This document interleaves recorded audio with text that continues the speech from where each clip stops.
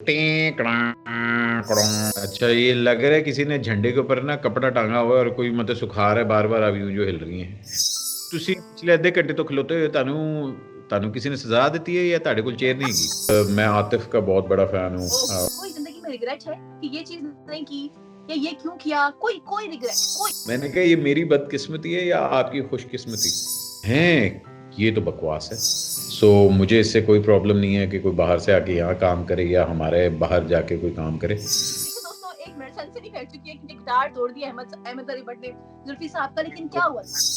अब हमें कभी ईपी नजर आएगा या नहीं? वो नहीं होता क्या? तुम कहाँ थे? वो नहीं होता। पूरी दुनिया जानती है आपकी नानी को, आपकी अम्मा जी को।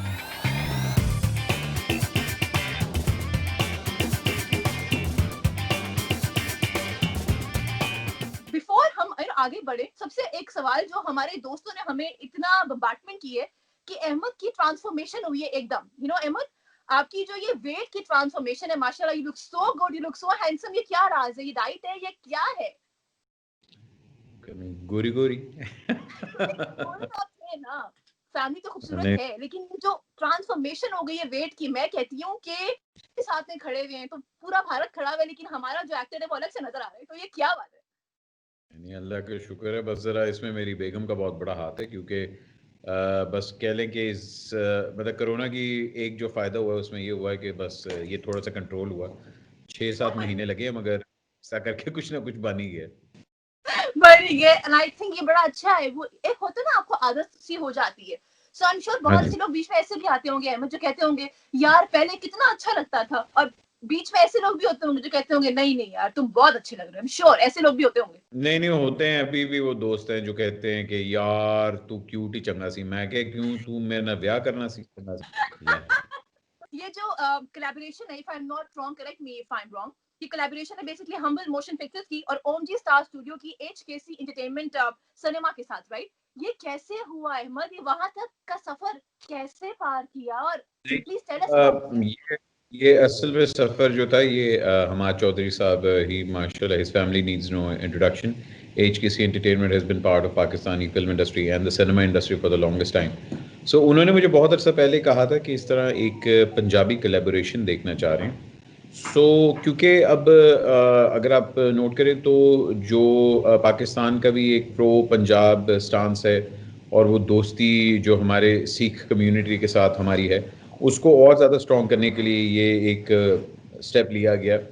और मेरे लिए बड़े ऑनर की बात थी कि जी उन्होंने मुझे चूज़ किया along with this great cast जिसमें साहब हैं और नीरू जी हैं, अनु जी हैं और यहाँ से विकी हैं, हमारे कैसर जी हैं और मतलब काफ़ी बड़ी स्टार स्टडेड कास्ट। तो मेरे माइंड में सबसे पहला यही था कि अच्छा यार ये बस पाकिस्तान के जब आप नाम इंटरनेशनल प्लेटफॉर्म पर रिप्रेजेंट करते हैं तो आप बस अल्लाह से एक ही दुआ करते हैं कि या अल्लाह बस इज़्ज़त रख लें। सो बहुत मज़ा आया उनके साथ करके और हम लोगों ने पूरी मतलब मेहनत की और कोशिश की है कि अपना जो प्रो पंजाब वाला स्टांस है और पाकिस्तान का नाम और ये जॉइंट कोलैबोरेशन, तो I think that's hats off to humble productions and HKC and ओमजी productions for taking such a brave initiative. And film तो बहुत ही मतलब हंसी मजाक वाली है कि आप लोग वाकई यार क्या बात है। अच्छा, ये पूरी शूट हो चुकी है या इसका हाफ स्पेल हो चुका है? और पाकिस्तान से आपके अलावा कोई और है जो रिप्रेजेंट कर रहा है पाकिस्तान को? जी नसीम विकी साहब हैं जो पाकिस्तान हमारे जो बहुत बड़ा नाम है और हमारे कैसर पिया जी हैं, ये भी आते हैं और काफ़ी बड़ी कास्ट है। अगर आप उस तरह देखें तो इट्स 8 to 10 पीपल की कास्ट और बीच में गेस्ट अपीयरेंसेस भी बहुत हैं, तो उस तरह का देखा जाए तो काफ़ी मज़ेदार है ये सीन। एक चीज मैं कहना चाहूंगी दोस्तों, which is very important to mention, हम हमेशा ना बहुत फॉर ग्रांटेड ले लेते हैं कुछ लोगों को, उन लोगों को जिनका ताल्लुक एक स्टार फैमिली से होता है। ठीक है जी, हम बात करें मैडम नूरजहां जी की, हम बात करें मैडम इज़िल रहमान की, और फिर ऑफ कोर्स अहमद अली भट्ट की बात करें, तो जो करियर का आगाज होता है स्टार फैमिली की किड्स का, बड़ा मुश्किल भी होता है और आसान भी, बिकॉज आपके ऊपर एक कांधों पे जिम्मेदारी होती है कि भाई पूरी दुनिया जानती है आपकी नानी को, आपकी अम्मा जी को। सो अहमद, ये जो सफर था क्या ये बड़ा आसान था या एक वो था कि नहीं यार मुझे प्रूव करना है अपने आप को, I have to make my name? नहीं, मेरा ख्याल है मुझे आए हुए इंडस्ट्री में ऑलमोस्ट कोई 18-19 साल हो गए हैं, because I started my career in 2000। अगर ऑफिशियल देखा जाए टेलीविजन करियर तो स्टार्ट हुआ था 2000 के अंदर, जब हमने जट एंड बॉन्ड किया था। मगर आई बीन डूइंग थिएटर, हाँ थिएटर मैं 1993 से कर रहा हूँ, 1994 से। तो टाइम लगा है, बिकॉज ऑब्वियसली बात है, पहले मैंने थिएटर किया, फिर टेलीविजन और फिर फिल्म, तो हर चीज टाइम लगता है। और मैं एक तरह इस चीज़ के लिए काफ़ी लकी भी रहा हूँ, क्योंकि मैंने बड़े अच्छे लोगों के साथ काम किया और मैंने बहुत ही एजुकेटेड लोग और कह लें कि मेरे से के साथ काम किया। सो मुझे सीखने को बहुत कुछ मिलता है। सो एक वो कहते हैं कि जो जर्नी होती है दैट्स द बेस्ट पार्ट। जब आप ऊपर पहुंच जाते हैं, टॉप पे पहुंच जाते हैं, तो बैके उससे तुझे बोर ही होना होता है, इसलिए मगर वो जो जर्नी होती है you should enjoy the journey. So I'm still learning. I still have a student mentality towards my work. I always look for things जो कि challenging होती हैं, जो कि मेरे लिए comfort zone से बाहर होती हैं। I think ये फिल्म भी एक इसी तरह का इनिशिएटिव है कि आप इंटरनेशनली अपनी मुल्क को रिप्रेजेंट करें और इंटरनेशनली प्रोफेशनल लोगों के साथ काम करें। So of course ये गेम लेके आनी होती है, और काफ़ी मज़ेदार उस तरह मेरे लिए बहुत बड़ा लर्निंग एक्सपीरियंस था इन लोगों के साथ काम करके। आप अगर ईपी का टाइम सोचें या जट एंड बॉन्ड को भी सोचें, उस टाइम पे कहाँ था ये इंटरनेट? तब तो टीवी की एक थी ना कि यार एक्टिंग करनी है, स्टेज है। उस टाइम पे वो वाला था इंटरनेट, मगर था इंटरनेट। एग्जैक्टली, लेकिन ऐसे नहीं था ना कि ट्रोलिंग हो जाए और आप पीछे पड़ जाए, ब्लॉगर्स आपके पीछे। ये जो अब हम बहुत देखते हैं, कोई ड्रामा है, लेट्स से अगर उसमें आपको पूरी फैमिली की कास्ट नजर आती है तो सब शोर मचा देते हैं कि यार क्या है नेपोटिज्म। तो where do you think this nepotism What, does it actually exist in your case? देखिए, नेपोटिज्म, लोग कोई भी अगर डॉक्टर का बेटा डॉक्टर बनेगा तो इसका मतलब नेपोटिज्म है। इंजीनियर का बेटा इंजीनियर बन गया, या एक्टर का बेटा एक्टर बन जाए, तो नेपोटिज्म जो है ये एक बड़ा कैजुअल वर्ड लोग थ्रो अराउंड करना शुरू हैं, जिस तरह के कोई अल्लाह माफ के कोई गाली है। मुझे मेरे बड़ों से मैंने सीखा है, मैंने वही आगे किया है, लेकिन मैंने अपने तरीके से किया और अपना नाम खुद बनाया है। अगर मेरा बेटा इसमें आना चाहेगा तो व्हाई नॉट। नेपोटिज्म मैं इसमें बिलीव नहीं करता, टू बी वेरी ऑनेस्ट।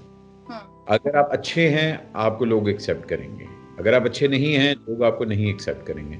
आप अपने काम से काम रखें, आप ये ना देखें किसका किंदा कह लीजिए अच्छा एना दा पुत्र है, अच्छा एना दी धी हैगी है, उसको काम आता है कि नहीं आता? काम नहीं कर रहा है, काम करे तो उसको करने दो भाई।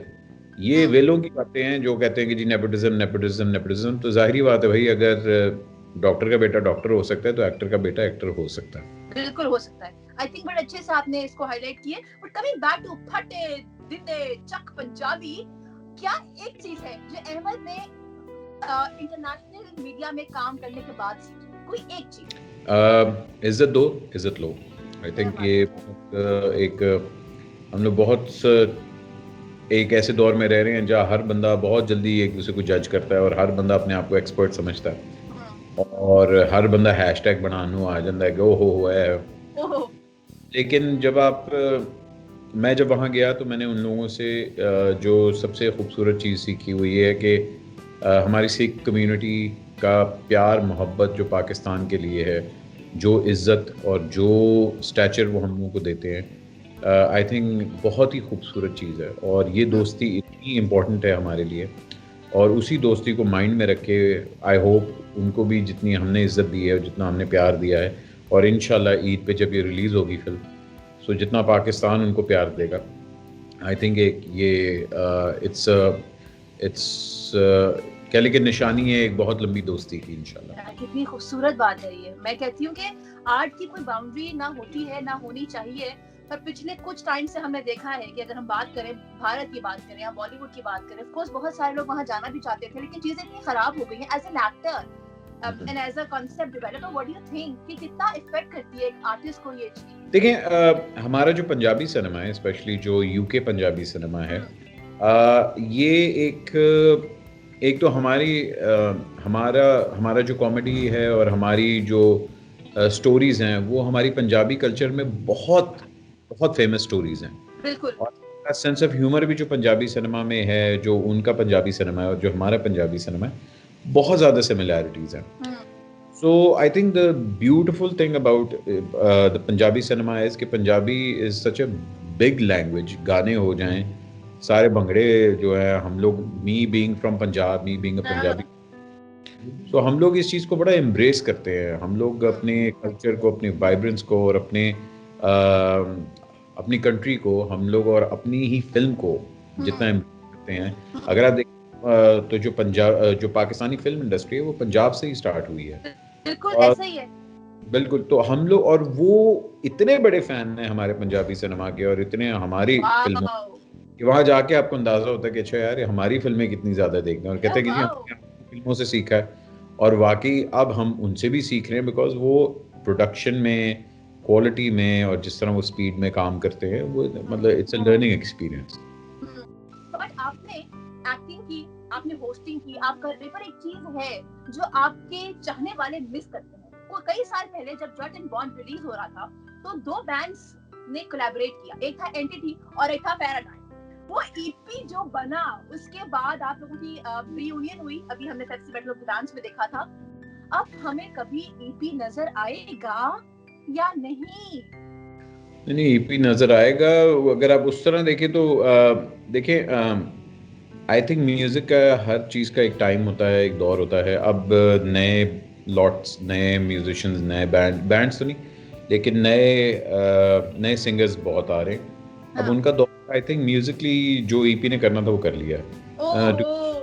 हाँ, नहीं मतलब ये बहुत सैड न्यूज़ है. ये सैड न्यूज़ नहीं है, ये हकीकत है. क्योंकि देखें, ना ही मेरे पास इतना टाइम है, ना ही मेरा ख्याल है औरों के पास इतना टाइम है कि अब हम लोग बैठ के ईपी को मतलब फिर से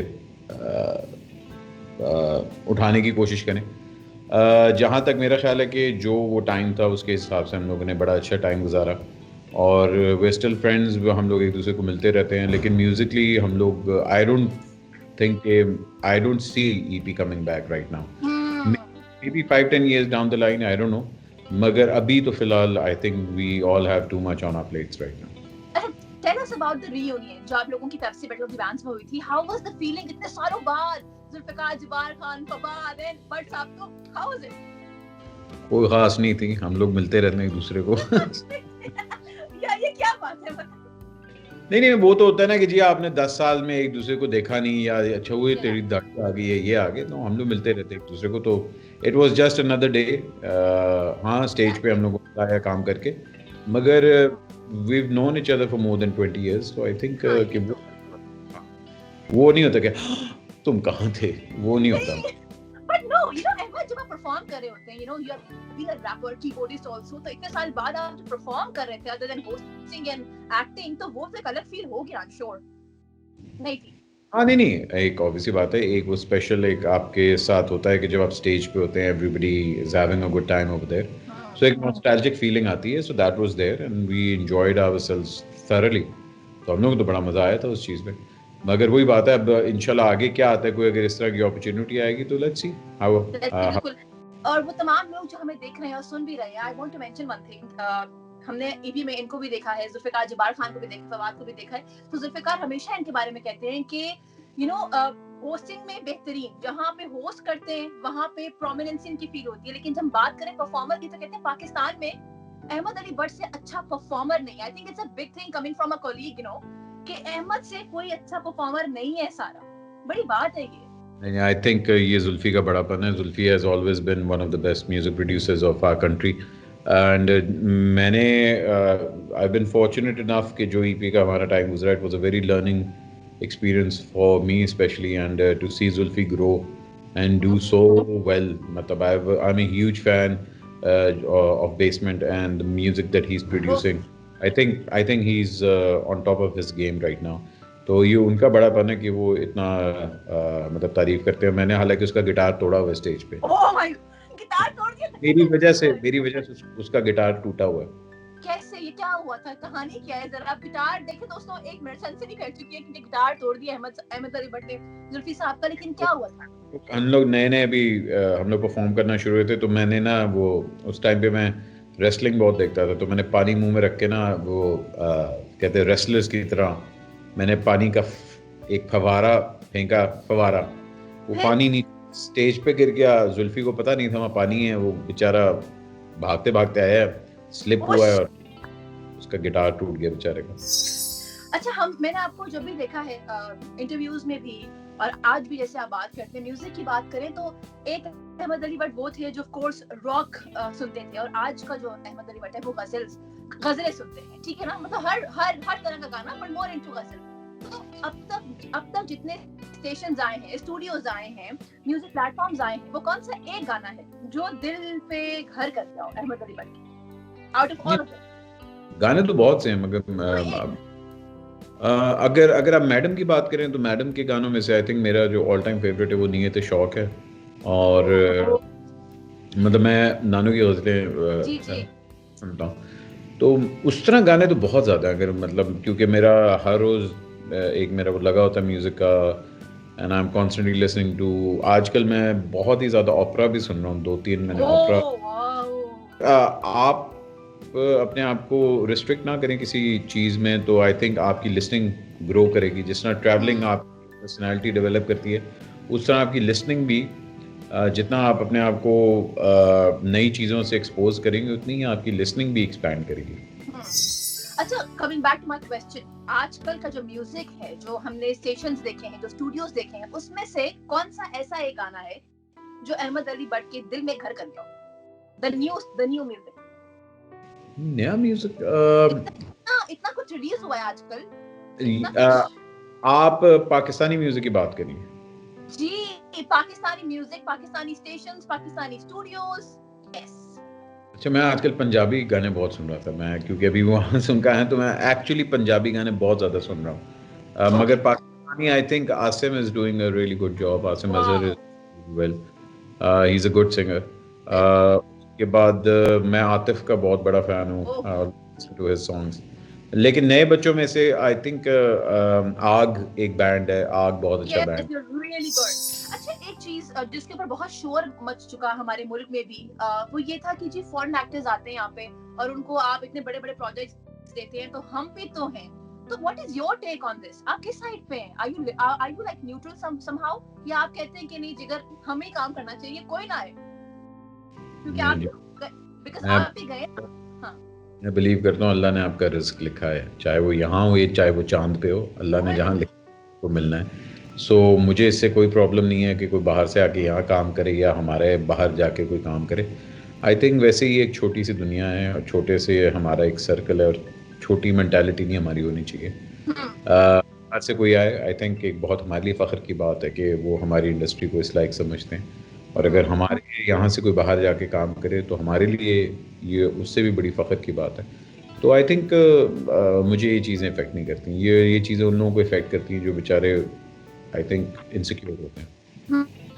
अच्छा, एक चीज़ मैं हमेशा, आप कोई भी इंटरव्यू देते हैं जब, तो आप you are very clear about one of your statement which says कि women is much stronger than a man. ये बड़ी एक पावरफुल सी स्टेटमेंट है अहमद, और मैं चाहती हूँ कि ये जो एक फेमिनिज्म की मूवमेंट पूरी दुनिया में स्टार्ट हुई है, पाकिस्तान में कुछ देर में आई, पर what is your take about this feminism? मेरा टेक जी, मैंने इस पे बात की हुई है और मैंने अपनी रिटन स्टेटमेंट भी इसमें दी हुई है। मैं एक्चुअली ये बहुत स्ट्रांगली बिलीव करता हूँ, because I was raised bye very strong women, independent women, और पाकिस्तान की वो औरतें जिन्होंने पाकिस्तान की हिस्ट्री में कंट्रीब्यूट किया हुआ है। सो ये जो फेमिनिज्म मॉडर्न मूवमेंट है और ये वो सारा कुछ है, उस पर जो मेरे व्यूज़ हैं मैंने वो दिए हुए हैं अपने। मैं ये ज़रूर बिलीव करता हूँ कि औरत का रुतबा जो है और औरत का जो स्टेटस है हमारे रिलीजन में भी और हमारी लाइफ में भी, वो मर्द से बहुत बड़ा है, इसलिए उसको रुतबा दिया गया, इसलिए उसके पैरों तले जन्नत भी है। लेकिन कुछ मूवमेंट्स हैं जो इसको मैनिपुलेट करती हैं, और कुछ मूवमेंट्स हैं जो कि वेस्टर्न कल्चर या वेस्टर्न थॉट को प्रोवोक करती हैं। हमारे किसी भी चीज़ को एक्सप्लॉइट करना बहुत आसान होता है। आप चीज़ का बीच में से मतलब निकाल के, अच्छा जी आप लेट्स सपोज मैं और आप बात करें, तो अगर मैं कहूँगा हैं ये तो बकवास है, तो अगर आप सिर्फ हैं ये तो बकवास है कहीं लगा देंगे तो आप कहेंगे बाद ही देखें भट्ट साहब ने क्या कह दिया। बिल्कुल, हर चीज़ कॉन्टेक्स्ट में अच्छी लगती है और हर चीज़ अपने वक्त से अच्छी लगती है। आई पर्सनली बिलीव कि हमारे रिलीजन में बहुत क्लियर गाइडेंस है औरत के रुतबे की, औरत के हक, और उससे बढ़ के आई डोंट थिंक कि और किसी रिलीजन में इतना ज़्यादा औरत को इम्पोर्टेंस दी गई है या औरत को इतनी ज़्यादा इज्जत दी गई है। और यही मेरी बात ख़त्म हो जाती है। इसके बाद जो आप मुझे कहेंगे औते औथे ते मैं भावें जो मर्जी पावां मैं भावें कर भाई आप करें, आपकी ज़िंदगी आप करें जो आप, लेकिन एटलीस्ट उसको एक्सप्लॉइट ना करें, उसके ऊपर किसी और चीज़ की चादर देके उस चीज़ को प्रमोट इस तरह। आई डोंट नो अहमद आपको याद है कि नहीं, हमने प्रोजेक्ट किया था जो कभी एयर नहीं हुआ, that was for doctor Yunis Bhatt. हम जियो के लिए कर रहे थे, वो कभी एयर भी नहीं हो सका। यस, मैंने एक चीज देखी है, मैंने इनके साथ काम किया है और मैंने कहा ये मेरी बदकिस्मती है या आपकी खुशकिस्मती? मेरी खुशकिस्मती है, चले यही कहते हैं। बट आप कहते हैं ना कि ह्यूमर की एक बड़ी टाइमिंग्स होती है, मजाक की भी टाइमिंग्स होनी चाहिए। तो मैंने देखा है कि अहमद ना ऑब्जर्व कर रहे होते हैं, कम गो हैं, इतना बोलते नहीं है। तो अहमद एक ह्यूमरिस्ट के लिए क्या वाकई ये जरूरी है कि वो लोगों को ऑब्जर्व करे और फिर वो बात करे? I want to know how does it work, because बहुत सारे ऐसे लोग हैं जो शायद अपने अंदर ह्यूमर रखते हैं, उनको शायद पता नहीं है कि क्या टाइमिंग्स होनी चाहिए, इसकी एग्जीक्यूशन कैसी होनी चाहिए। देखें, अगर आप काम करने के लिए आते हैं तो आपकी एक काम करने का मोड होता है, आप उस माइंड फ्रेम से आते हैं और स्पेशली सेट के ऊपर किसी का पैसा लगा होता है, किसी का टाइम लगा होता है। तो आपकी पूरी कोशिश होती है कि यार अपने प्रोड्यूसर्स को और अपने डायरेक्टर को खुश करें। तो जाहिर बात है सेट पे वैसे ही थोड़ा सा कम ही बोलता हूँ, क्योंकि मेरा हालांकि मैं अपने अगर मैं वासे वगैरह या इन लोगों के साथ होता हूँ तो हम लोग एक आइडियाज़ वगैरह हमेशा कर रहे होते हैं, लेकिन आप जब अपने कंफर्ट जोन से बाहर जाके काम करते हैं आप अपने आप को थोड़ा सा अपनी बेस्ट वर्जन और अपने आप को एक लर्निंग मोड में जाके वो पेश करते हैं। सो आई थिंक वही बात है उन्होंने कही है कि बंदे को कम बोलना चाहिए और अच्छा बोलना चाहिए, और इसमें वाकई आपकी इज्जत ज़्यादा होती है कि आप कम बोले और अच्छा ही बोले अगर आपने बोलना है। जिस तरह से आपका घर का माहौल रहा है, आपने अपनी फैमिली वैल्यूज से बहुत कुछ सीखा है, आपकी बात में वो चीज नजर आती है। आई रियली वांट, अगर हम मैडम के बारे में कुछ बात करें, उस बचपन में आपने मैडम जी को देखा है, हमने तो नहीं देखा ना, हमने तो उनको सिर्फ सुना है और देखा है, पर उनका नाम दुनिया भर में आज भी जिंदा है। कोई ऐसी याद जो आज भी याद करें तो आंखों में एकदम से आंसू आ जाए, कुछ है ऐसा? नहीं, आंखों में आंसू वाली बात तो अल्लाह का शुक्र है कभी कोई इस तरह की नहीं हुई, लेकिन जब भी उनको याद किए मतलब दिल भर के और एक मतलब खुशी के आलम में उनको याद किया। जब भी उनकी आवाज़ सुनते हैं या आई थिंक शायद ही कोई दिन होता है जब आप बाहर ना निकले हो तो कहीं किसी ने कोई मैडम का गाना ना लगाया हो। मगर मैंने उनको नानू के रूप में ज़्यादा देखा है। मेरे लिए वो नूरजहां जी थी, मलका तरन्नुम नूरजहां बाद में थी। सो बचपन में तो मुझे याद है जब भी हम लोग जाते थे वो हमारा क्योंकि लॉन बहुत बड़ा था, सो स्कूल हमने जाना होता तो वो अपना रियाज़ कर रही होती थी सुबह, तो वो लॉन के अंदर बैठ के उनका एक रियाज़ का टाइम होता था सुबह का। और जब हम लोग शाम को आते थे, हम लोग ऑलमोस्ट 2-2:30 बजे घर पहुंचते थे, तो वो तब स्टूडियो में होती थी, वो घर पे नहीं होती थी। सो हमारा एक जो उनसे मुलाकात हुई है, जितना अरसा भी हुई है, तो वो हमारी सुबह के वक्त होती थी कि जी नानो वॉक कर रही हैं, नानो गाना गा रही हैं, बस। और उस टाइम पे फ्राइडेज़ की हॉलीडे होती थी तो घर में कभी अच्छा वो बहुत कम लोगों के लिए खाना पकाती थी, लेकिन जब वो पकाती थी तो बड़े प्यार मोहब्बत से पकाती थी।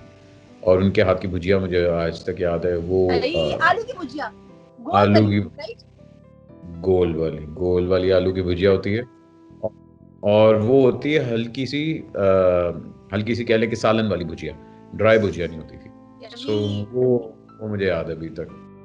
तो मतलब इस तरह के छोटे छोटे उनकी यादें हैं जो कि हम लोगों ने बचपन में देखी, और हम लोग बड़े खुश नसीब है कि हमने उनका वो वाला रूप देखा है कि जो लोगों ने नहीं देखा हुआ। एक तरफ मैडम नूरजहां जी हैं और एक तरफ आपकी अम्मा जी हैं। सो लेट्स टॉक अबाउट अम्मा जी आल्सो, बिकॉज़ वो भी पाकिस्तान का एक बहुत बड़ा नाम है। पीछे जी हमेशा कह लें कि शायद ही कोई दिन गुजरे जहाँ आपको माँ का ख्याल नहीं आता। और बस यही कहना चाहिए, मैं तो ये कहूँगा कि जिस तरह माँ हर एक की बहुत ही एक मेरा ख्याल है माँ से बढ़ के कोई चीज़ नहीं किसी की भी ज़िंदगी में।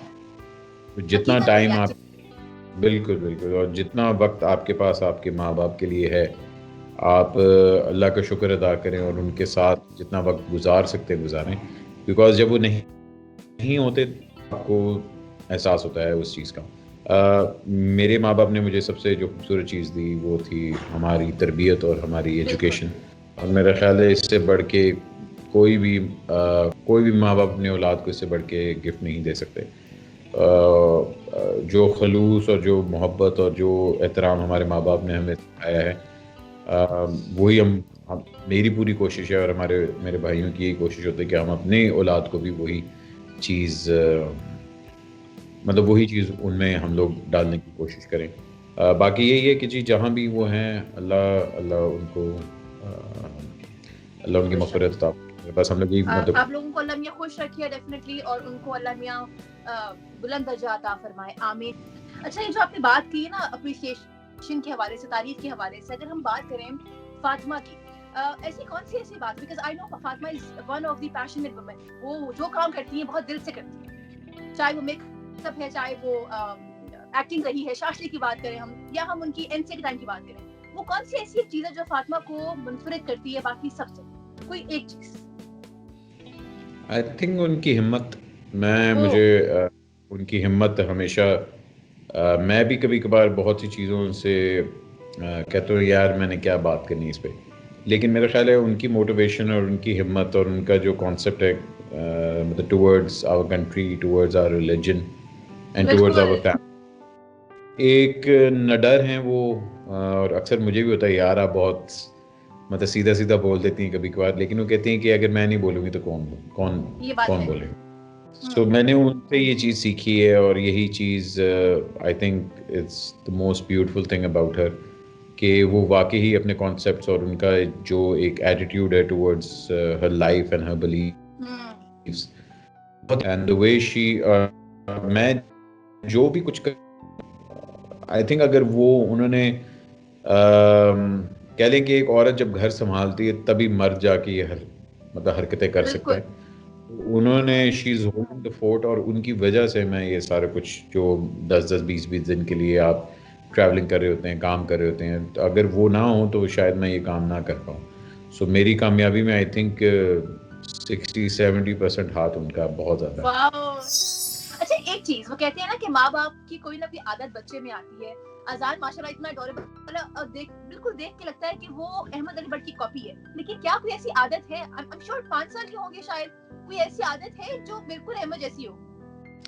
नहीं जी माशाल्लाह, अजान अब 6 के हो चुके हैं और वो अपनी माँ हैं, वो अपनी माँ पे वाकई ज़्यादा हैं और उनका एक जो लर्निंग एक तरफ अभी आ रहा है क्योंकि अब वो नेटेड हैं, वो हर चीज़ के ऊपर मुझसे डबल चेक करते हैं कि अच्छा आपको लगता है, तो वो अपने फैक्ट्स को भी स्ट्रेट करते हैं। तो आई थिंक मेरे से उन्होंने जो चीज़ सीखी है, उनको गाने का शौक है बहुत ज़्यादा, तो और उनके अंदर है, तो वो एक चीज़ है मेरे से, मगर उनकी जो क्यूरियोसिटी है और उनके सवाल पूछने का और वो जो नडर एटीट्यूड है, वो सारा उसकी माँ की तरफ से है। I have to wind up this show, लेकिन मैं एक बात पूछना चाहती हूँ जाते जाते, कोई जिंदगी में रिग्रेट है कि ये चीज नहीं की या ये क्यों किया? कोई रिग्रेट? कोई टाइम जो आपको हो जाता है इंडस्ट्री में तब आपको रियलाइज होता है रिग्रेट जो है that's another word for learning. So वो ना होता तो शायद ये हो जाता, तो वो उस जो हुआ उसकी वजह से मैं यहाँ हूँ। तो I think I don't have any regrets. हाँ ये ज़रूर होता है कि जब आप काम कोई चीज़ करते हैं तो आप कहते हैं यार मैं इसको और बेहतर कर सकता था, या उसको थोड़ा ये होता तो और इस तरह। वो आप में एक हमेशा होता है कि जो आपका एक अंदर का अदाकार है वो हमेशा स्ट्रगल कर रहा होता है to do better. I think वो एक अच्छी चीज़ है और वो आपके अंदर हमेशा रहनी चाहिए, मगर रिग्रेट नहीं करना चाहिए। कोई डायलॉग ऐसा जो हमें आपकी आने वाली फिल्म का अगर हम सुन सके तो छोटा सा, तो वो जान बना देगा हमारे शो की, इफ इट इज पॉसिबल। उसे तो सारी फिल्म पंजाबी च हैगी, ते मैनूं ऐ भी नहीं पता कि केड़ा डायलॉग पंजाबी च याद है कि नहीं है, मगर ऐ मैनूं याद जरूर, फटे देंदे ਚੱਕ पंजाबी, ऐसा ना करके उन्होंने गल्लां कीतियां। ते मैनूं दसो तुसीं पिछले अद्धे घंटे तो खलोते हो, ਤੁਹਾਨੂੰ किसी ने सजा दी है या ਤੁਹਾਡੇ ਕੋਲ चेयर नहीं हैगी? No, I love to stand, मेरी एनर्जी, मुझे मजा आता है इस तरह, मुझे I feel very good. अच्छा, ये लग रहा है किसी ने झंडे के ऊपर ना कपड़ा टांगा हुआ है और कोई मतलब सुखा रहा है बार बार, अभी जो हिल रही हैं। जिंदगी में इतने शोज किए, कोई ऐसा शो जिसको करते हुए बहुत बहुत बटरफ्लाईज जो है ना वो फील हो रही हूँ कि यार ये तो आज तो मैं गया, कभी ऐसा फील हुआ अहमद? ये वो शो नहीं है। नहीं नहीं नहीं, आई एम यार, आप बिना आपका humour I want to know ऐसा कौन सा शो था? बहुत से, मेरे ख्याल है मैं जब भी स्टेज पे जाता हूँ मुझे बटरफ्लाइज होती हैं। आई थिंक ये खूबसूरत बात है कि जिस दिन वो बटरफ्लाइज वो बंद हो जाएंगी उस दिन मैं काम करना छोड़ दूंगा, लेकिन अभी तक तो अल्लाह का शुक्र है हर रोज होती हैं। Thank you so much. और जाते जाते कुछ कहना चाहते हैं तो प्लीज। जी मैं कहूँगा जी अपने मुल्क को इज़्ज़त दें। आप पाकिस्तान से बिलोंग करते हैं, this is one of the most beautiful countries in the world, और be a proud Pakistani rather than a complaining Pakistani, क्योंकि मुल्क आपने बनाना है, मुल्क ने आपको नहीं बनाना। सो जितना आप इस रिप्रेजेंट करें उतना ही खूबसूरत और उतनी ही ब्रेवरी से अपने मुल्क को डिफेंड भी किया करें। Thank you so much. और जाते जाते हम दोनों मिलके कहेंगे पाकिस्तान जिंदाबाद। जिंदाबाद। थैंक यू सो मच जी, अल्लाह हाफिज। मेरा रेडियो समा FM